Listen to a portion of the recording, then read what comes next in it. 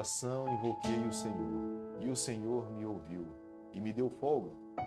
O Senhor está comigo, não temerei.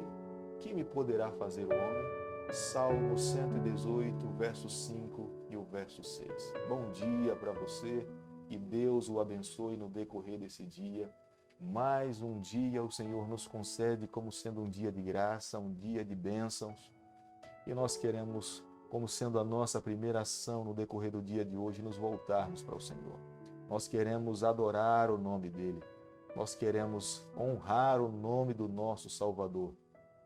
O salmista Davi, no Salmo 118, verso 5 e o verso 6, ele fala, em meio à tribulação invoquei o Senhor. Ele nos ouve em meio à tribulação. O Senhor nos ouviu e nos deu folga. Ele tem uma confiança, o Senhor está comigo, não temerei. O que o homem poderá me fazer se o Senhor está ao nosso lado? Portanto, hoje é um dia para que nós saiamos para vivermos as vitórias e recebermos a vitória do Senhor. Não tenha medo, tenha coragem, confie nele e tenha certeza que esse dia será um dia de muitas bênçãos. Nós temos estudado o livro de Gênesis e nessa manhã quero convidar você a ter nas mãos a palavra de Deus. Como tenho desafiado você a cada manhã, a cada dia, não deixe de pegar a palavra de Deus e estudar um capítulo da Bíblia. Hoje nós estudaremos o capítulo número 7. E quero pedir a Deus que as palavras que estão aqui nesse capítulo possam abençoar a sua vida, a sua família. E nós permitamos que as palavras do Senhor nos conduzam a cada dia. O livro de Gênesis, capítulo 7, o verso 1. Disse o Senhor a Noé, entra na arca, tu e toda a tua casa, porque reconheço que tem sido justo diante de mim por meio desta geração. Quando nós olhamos para a palavra de Deus através das páginas da Bíblia, nós podemos perceber que em meio ao sofrimento e às dificuldades que o povo de Deus pudesse enfrentar no passado, por mais que por algum momento pudesse imaginar que o mal sobressaía sobre o bem, Deus sempre acabava intervindo a favor do seu povo. Por alguns momentos, parecia que o mal iria sufocar o bem, mas Deus sempre estava ali para poder intervir e fazer com que o bem pudesse prevalecer diante da maldade. Nós precisamos, diante do capítulo que nós iremos estudar nessa manhã, entender algumas verdades. Primeira delas, os olhos do Senhor estão sobre a face dessa terra. Deus está a observar a cada passo, a cada movimento, a cada desenvolvimento do ser humano que está sob a face do planeta Terra.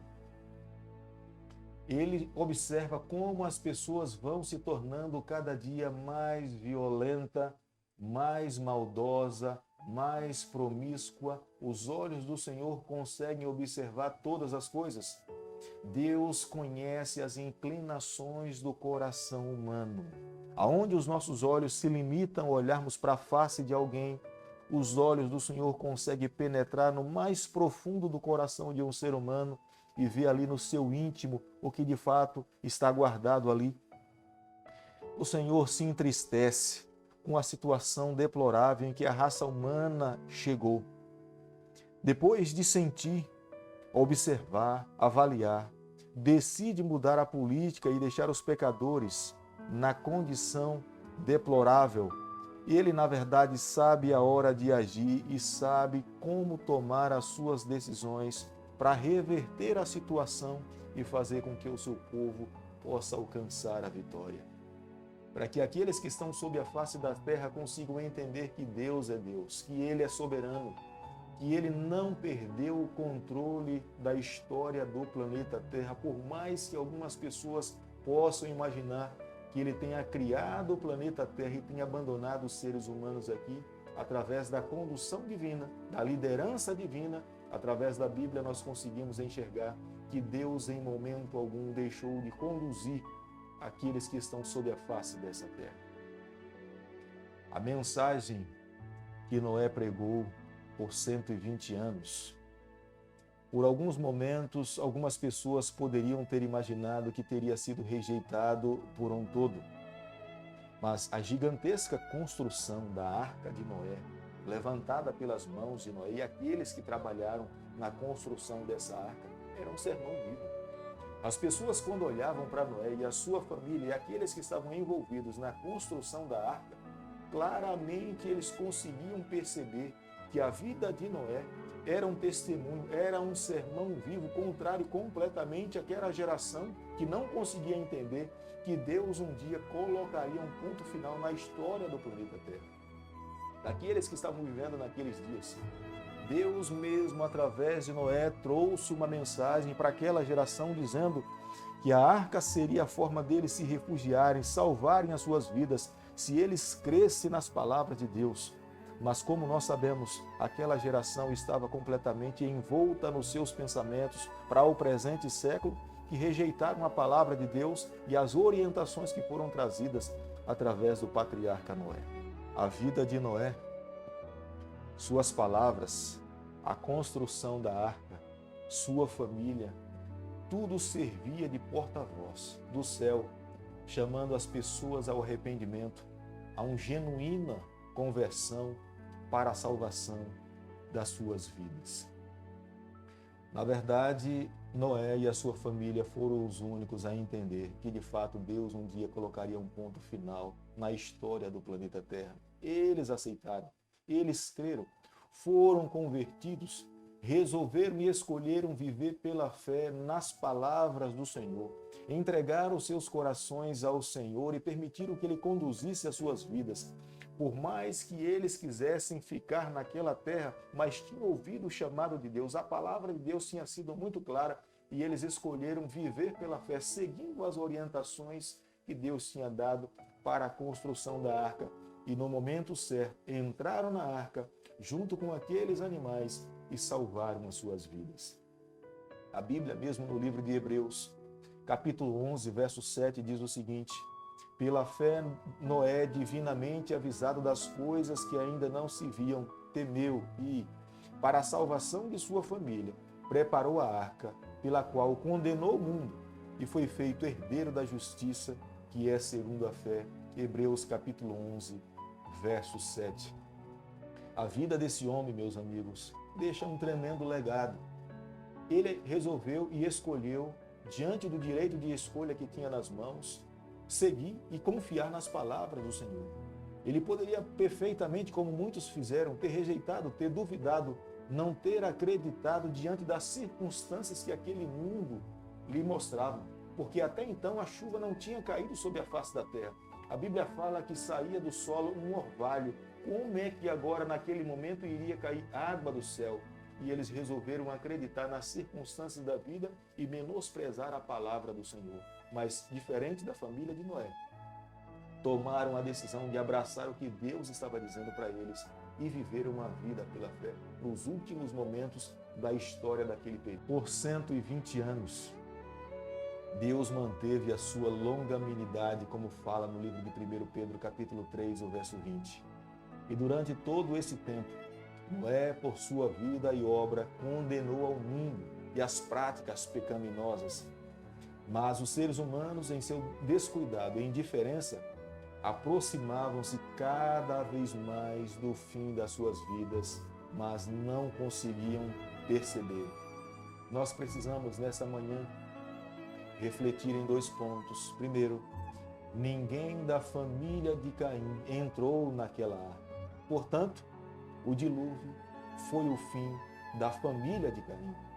A graça, e é o segundo ponto, foi oferecida a todos por 120 anos, mas apenas Noé e a sua família aceitaram aquela graça e foram salvos. De repente alguém possa imaginar que o ministério de Noé tenha sido um ministério fracassado, mas não foi, porque Noé conseguiu influenciar a sua primeira igreja, a sua família. Os seus filhos, as suas esposas, as suas noras, elas creram nas palavras de Deus proferida por Noé. Eles aceitaram ao chamado do Senhor. Noé conseguiu influenciar a sua casa, os seus filhos, a sua família, para que pudesse receber a salvação. Noé conseguiu entrar na arca com toda a sua família. Tenho plena certeza que o desejo de Noé, do missionário e evangelista Noé, era que todos daquela geração pudessem entrar naquela arca e receber a salvação, mas apenas a sua família. Por isso que nessa manhã eu termino falando para você. Como está a sua influência sobre a sua primeira igreja? Eu e você temos uma responsabilidade sobre a nossa primeira igreja. Nós precisamos influenciar aqueles que estão próximos de nós. Nós podemos ganhar o mundo inteiro, mas se nós perdermos a nossa primeira igreja, pouca coisa nós conquistamos. Portanto, quando nós olhamos para a vida de Noé, nós podemos ver que Noé foi um evangelista vitorioso. Ele evangelizou a sua esposa, os seus filhos, as suas noras, e foi através da família de Noé que Deus recomeçou após o dilúvio.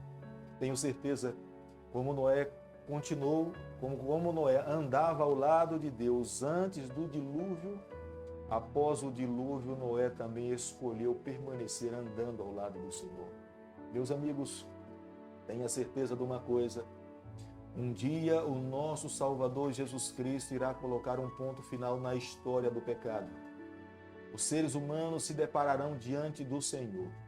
O Senhor convidará aqueles que lhe amaram, lhe aceitaram, confiaram nas suas promessas, resolveram viver pela fé, e através desse remanescente, Deus irá recriar, Deus irá recomeçar a história do planeta Terra. Aqueles que de fato permanecerem seguros nas palavras do Senhor irão alcançar essa graça. Eu quero nessa manhã pedir a Deus que eu e você, nós possamos estar ali, ao lado do Senhor, nessa nova criação do nosso Salvador, nesse novo Éden, na nova Jerusalém, vivendo com o nosso Salvador, com a nossa primeira igreja, a nossa família, por toda a eternidade. Bondoso Deus e Pai, nas Tuas mãos, nessa manhã nós nos colocamos. Nós reconhecemos a Tua grandeza e a Tua majestade. Nós permitimos que o Senhor assuma o senhorio da nossa vida. Fica conosco no decorrer desse dia, o nosso pedido e a nossa oração, que nós fazemos em nome de Jesus. Que o Senhor te abençoe e te guarde. Que Ele faça resplandecer o seu rosto sobre você. Que Ele tenha misericórdia de você. Que sobre você, nessa manhã, Ele levante o seu rosto e conceda a sua paz, em nome de Jesus.